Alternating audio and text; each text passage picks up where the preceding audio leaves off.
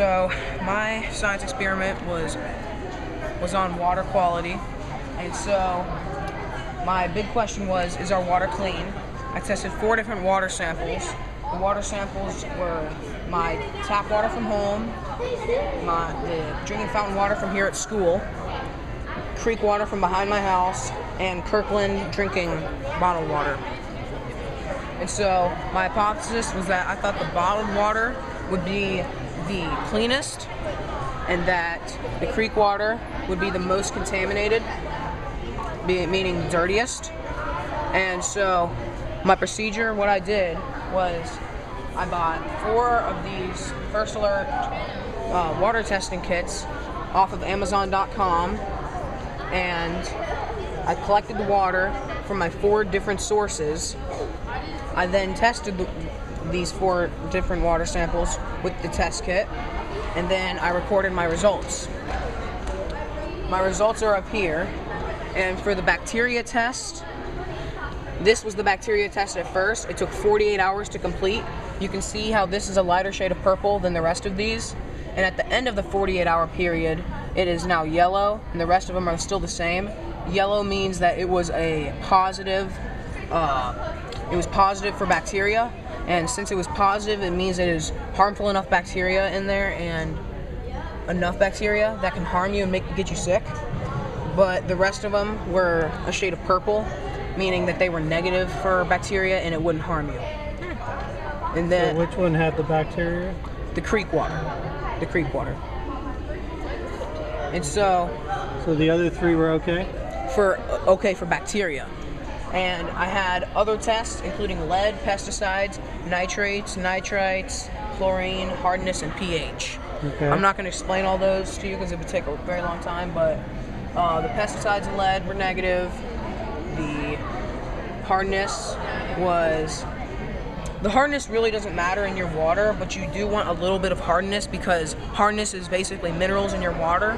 The only thing that hardness can affect you is when there's, say, 1,000 hardness level in your water.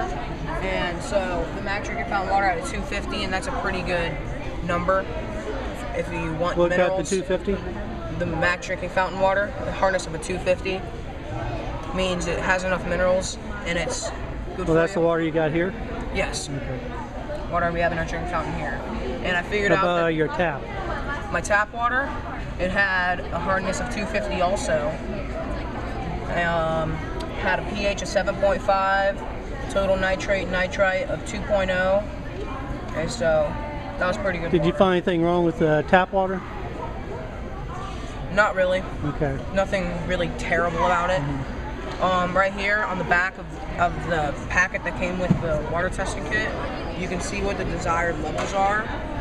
And so for the lead, I had 0 on all of them, so the lead was fine. The pesticides was fine because they were all 0. The total nitrate and nitrite was fine. The nitrite was fine.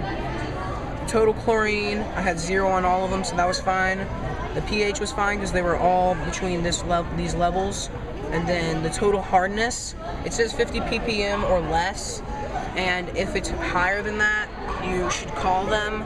But after doing some research and stuff, I figured out that hardness doesn't affect you unless it's a very, very high level of them, and you actually need minerals in your water. So it's actually good to have 250 or now 425. That's pushing it, but so would it be okay to drink any of that except the creek water because it's got bacteria? And it could easily get you sick if you drank enough of that. So your conclusion? My conclusion was that my hypothesis was partly correct. The creek water was the most contaminated, but the drinking fountain water was the cleanest, not the bottled water. And so the dirtiest, the most contaminated was the creek water. The third cleanest was the tap water. The second cleanest was the bottled, and the first was the drinking fountain water. Nice. You say your hypothesis was partly correct. Yeah, because the creek water was the most contaminated, I guess, and it was. But the bottled water was not the cleanest, it was the second cleanest, Okay. and the drinking fountain was the cleanest. Okay. from here at school. Good job. Very good job. Thank you.